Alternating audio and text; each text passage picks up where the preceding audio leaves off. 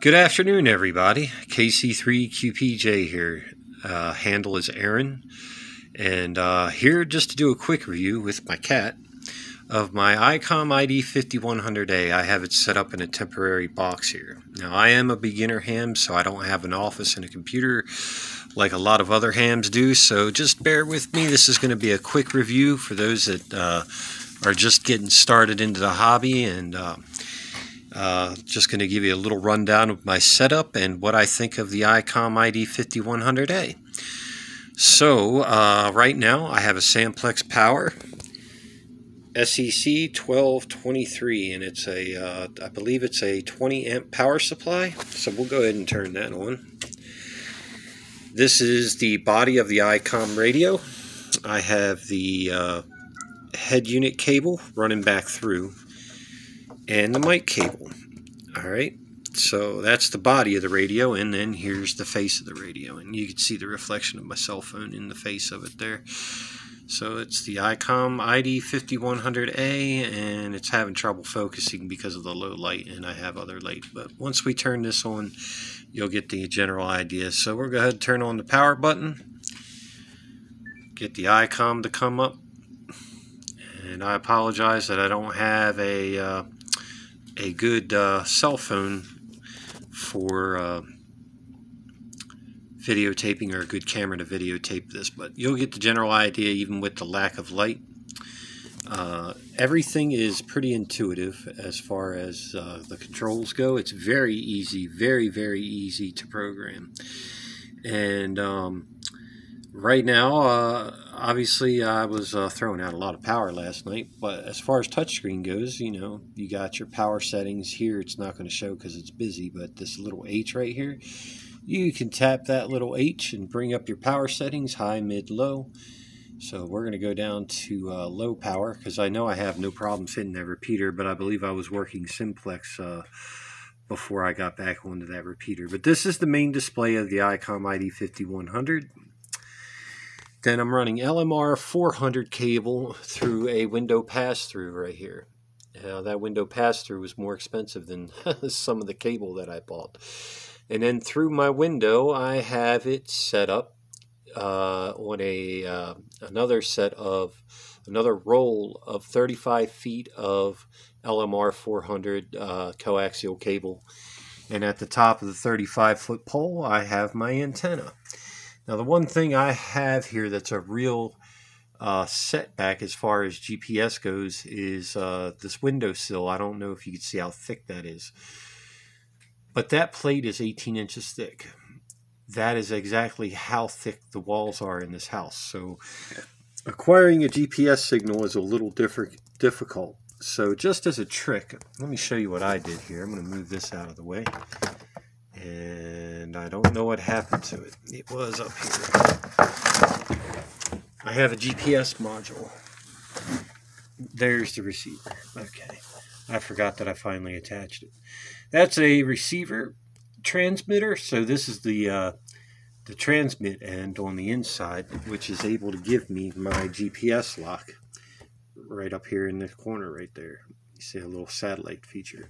So I'm sure a lot of you have already watched a video on how all the satellite features work and all that. So the receiver I have up in the tree, the receiver I have up in the tree, and the transmitters here in the house, that was 18 bucks off of Amazon. It was designed for cars, but works just great here in the house. And that GPS lock enables me at most times to get a lock on at least 10 satellites. Right now I'm at 9. But it is overcast and nasty out with snow on the ground today, so I'm not really stressing that. You know, you can see my elevation is 509 feet. With the addition of my antenna, that brings me up to around 550 with the height on there. So, quick review. Okay, you got your VFO knobs. Let me see if I can turn on my... there we go. You got your VFO knobs here. This is your volume control. That's something I want to look at too. That's Dauphin County, Pennsylvania. And then you got your VFO down here, which will switch your stations back and forth. Okay, now, here's the cool thing about this setup. The elevation that I have in this area that I live in, I'm able to reach repeaters about 100 miles away. Dauphin County is 53 miles from my current location, this repeater. But I also have Bedford repeater here. That's Bedford, Pennsylvania. I have no problems reaching that repeater with this radio. I have 83 miles, and you can see I'm getting a good signal there. When it gets so cold, because that's renewable energy. I have no problem getting into these repeaters at all from my location, so it's been great. Madison, Virginia, and if you're wondering what my current location is, I'm just outside a small town in Maryland called Tawnytown, but I live in the town called Kemar, just to the west of Tawnytown. So I have a little bit of elevation here on the farm. Anyhow, here's the cool things about it. You got a quick menu button down here. You got menu, home, DR, that's your D star, and your quick menus. Your main menu is very detailed. You have 3 main pages. Here's your first one. You got your duplex tone where you can set when you go to program repeaters, and it's very easy to use. All this is very easy to use. I didn't even read the owner's manual when I went to go use this stuff. Second page is your digital voice memory. My station gives you the information you need for yourself. The QSO logs, which is automatically reported for D-Star, different functions and different displays. I've found that this main menu, I hardly ever have to get into the main menu and do much anything. You do store SD card. You can record and update using the SD card. Different sounds, I have no idea what that's for. Time set, you can do Mountain Time, Eastern Standard Time, or your UTC time. UTC seems to be the standard for ham radio, so you know. Also, you can hook up a Bluetooth module to this radio, which I have not done. But here's my coolest feature that I think is an awesome feature for every radio: repeater mode. So, repeater mode is crossband repeat. And it's as simple as making sure you have a simplex frequency put in. And when you have the elevation and different area where you may live that I have, you're definitely going to want to put a PL tone on your crossbanding. So what I've done is we're going to go here to my crossband. I set up a station for my crossband. So if I want to crossband, I put some tone squelch on the crossband. I think I set that up incorrectly. But you can choose whatever squelch tone you want. That way it's not bleeding through to the repeater when you're transmitting, and if somebody else wants to get in, they're not going to get into your home radio and provide unwanted noise to the repeater. Other than that, it just seems to be a really good radio. You can get into your frequency modes through your VM button here, VFO memory mode. It does have a scope, so when you're in VFO mode, it's, you know, you can easily watch different signals in the area. It's not real like a high dollar scope, but it can show you where a lot of the frequencies are being transmitted from. It doesn't really give you a good signal strength or anything like that. Now you got your function 1, function 2, and function 3 buttons here. This is where you can choose your tone on, off, tone squelch audible, and all that fun stuff. 9 times out of 10, I'm only using the tone. When you're in VFO mode, variable frequency mode, if you pick a frequency, like right here, 14673, let's go ahead and punch that in. It'll bring this in. FINP means frequency input. Hit that. Hit 14673. Enter. Now, there is a function on here where if you turn this over here to this, it'll give you your duplex positive or negative. Normally, this will bring it up automatically. I think it didn't this time because I already have this station set. But normally, it'll come up duplex and it'll automatically show the negative or positive. I think I turned that feature off because I was trying to run simplex on an output frequency that was in the middle of nowhere at one point, and I just forgot to turn that back on. But it's very easy to do in the menus. But this is all touchscreen.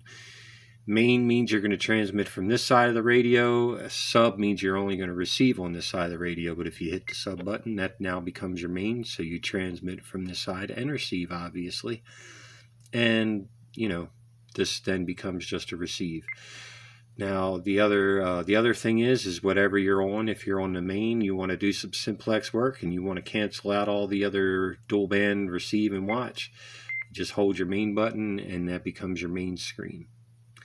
So this is a very intuitive radio, very easy to use. My biggest gripe about this radio is the hand mic. The cord on this is stiff as a board, and I don't like putting that kind of stress on my mic cords. Everything can be controlled by the microphone. Very nice microphone, very well lit. I think this radio, for what it is a great deal by Icom, as long as you don't buy any of the accessories, which I refuse to do because they charge an arm and a leg for them.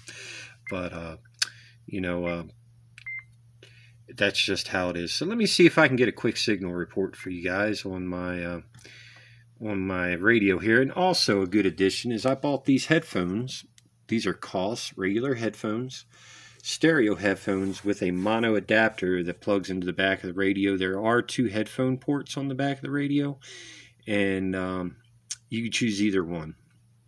It really doesn't matter, but I do this because I'm in my living room and I need to cancel out some of the noise from my cat and stuff like that. But man, these headphones are amazing for the ham radio. They do not have a mic built into them, so if you're still using a hand mic, these headphones are definitely the way to go. They're very comfortable. You can wear them hours at a time, and when they say over the ear, it completely covers your earlobe, and it doesn't pinch your ear between your head and your headphones. It will cover your ears. They're very comfortable. They are somewhat what do you call that? Noise quieting, where it cancels noise canceling. There we go. They are somewhat noise canceling, not completely, but really close. So it really allows you to concentrate on whatever signals are coming in. Good set of headphones from Amazon. I think they were $12 to $18, something like that. So that's a good addition when you're in your ham shack. Anyhow, so let's see here. I'm going to see if we can't get into a good repeater here and give you a quick